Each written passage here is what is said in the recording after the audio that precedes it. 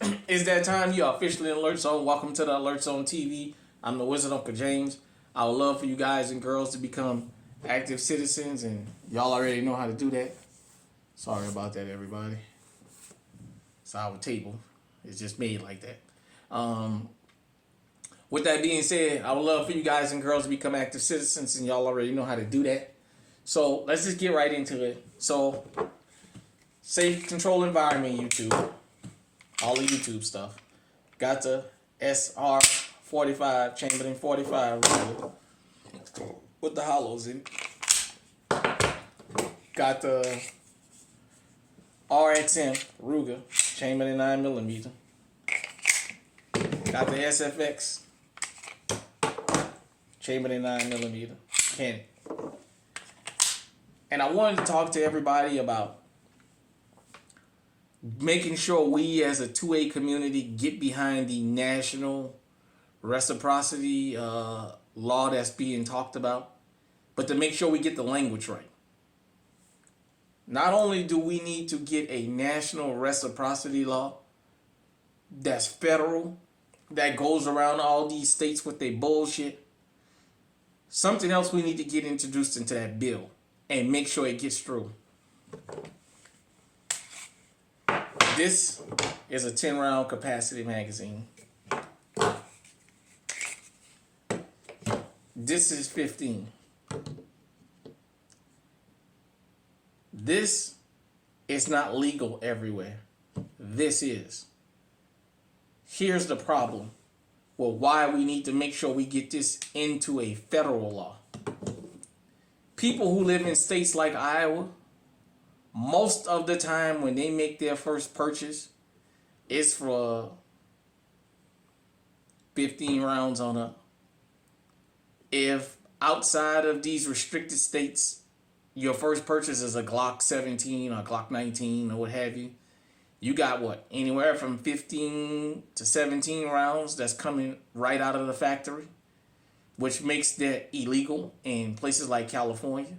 So in California, shout out to Guns and Churning, by the way, because she mentioned something, and I can't wait till I get my StreamYard figured out so I can get her on the channel so we can talk more about California laws. I know Eyes and Ears is well versed on California laws also.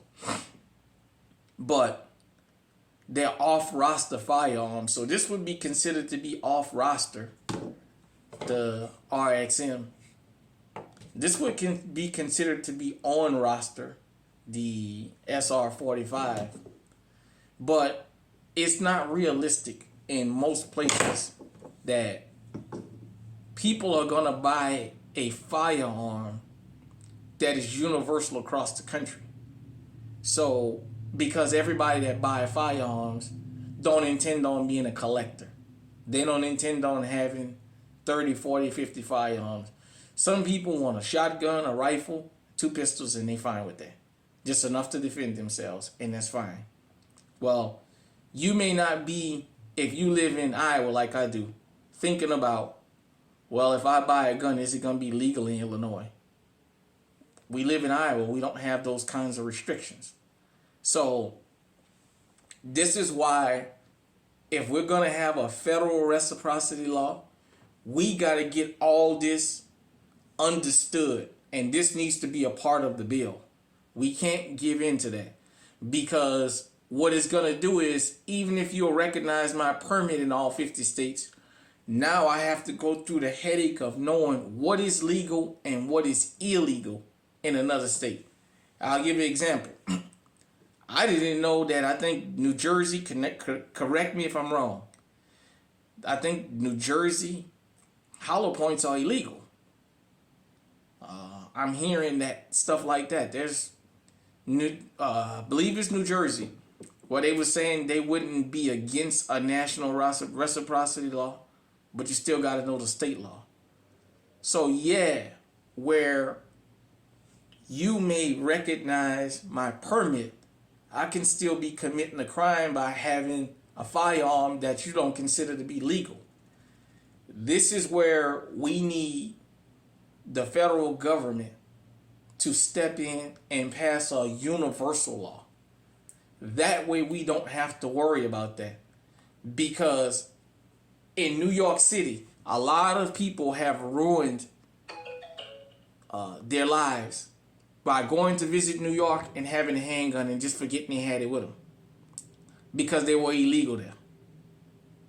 So just something is that simple. Or, like I said, me living in Iowa,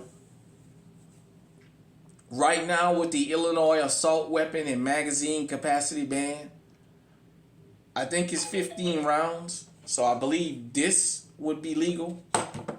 This one holds 20. This would be illegal in Illinois. And it's my neighboring state. So this is why I know people may not want to hear it like this, but I'm going to say it. When it comes to abortion, they get something that we don't get in the Second Amendment community. They get that if you give them an inch, it's not going to stop there. If they give an inch, it's not going to stop. They're going to want to keep going.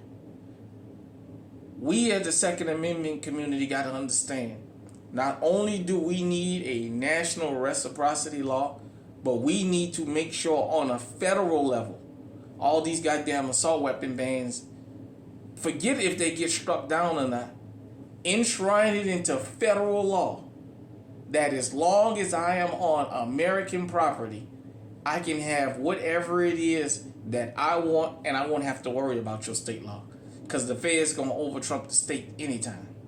Let's just do it like that. If you guys know, when Roe v. Wade, it didn't make abortion illegal. It just struck it down on the federal level, and they let it go back to the states' rights. And that's what the big argument was. Well, that's into firearms, you may not remember if you're new to it. During the assault weapons ban of 94, they used the Violence Against Women Act, the VAWA Act, to get that in.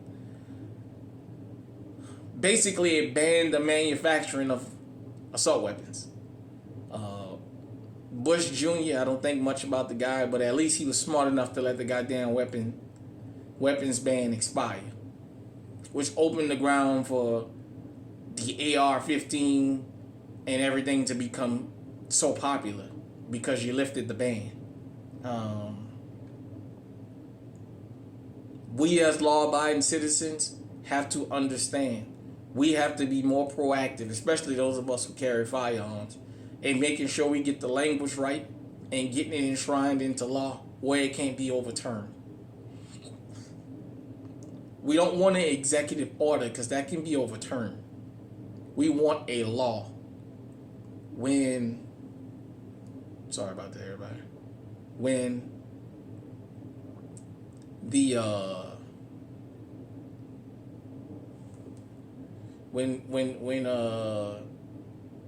you had that Obama gave the gay marriage law, you had Clarence Thomas after Roe v. Wade said we're gonna have to come back and revisit that decision, marriage equality. And the Republicans and Democrats got together real quick and got a bill through Congress, got it signed and got it passed. They didn't fight each other, got it passed and got it signed by the president into law. Well, we need to make sure we get this into law. That as an American citizen, number one, my concealed carry permit should be recognized in all 50 states.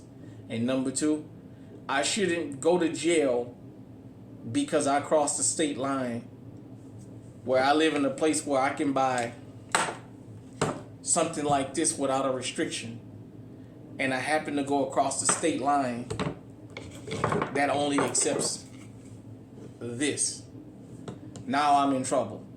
Or, well, I can buy any firearm, but now I have the wrong ammunition. So having this ammunition in my firearm gets me arrested and sent to prison.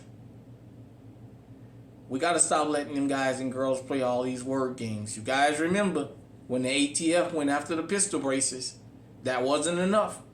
They said, we got the braces, now we want to actually go after the ARPs and all that and make them illegal. So, just food for thought. Hit me in the comment section, let me know what you think. Until next time, stay safe, stay on high alert.